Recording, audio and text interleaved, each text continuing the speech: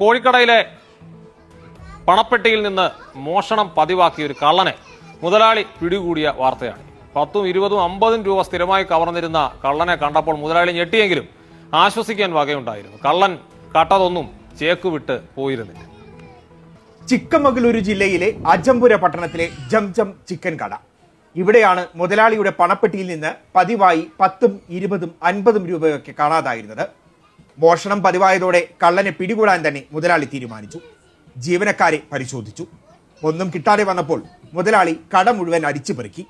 അപ്പോഴതാ കടയിലെ ഒരു ഒഴിഞ്ഞ പെട്ടിയിൽ കിടക്കുന്നു നഷ്ടപ്പെട്ട പണം.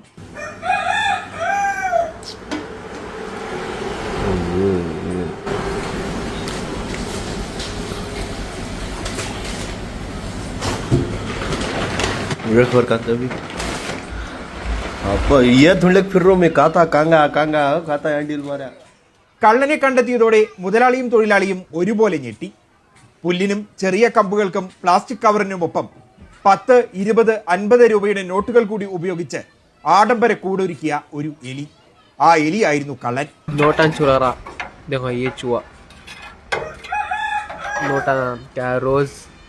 रोज चोरी हो रहे थे कहाँ को देखे तो डौ ले लगा खेल.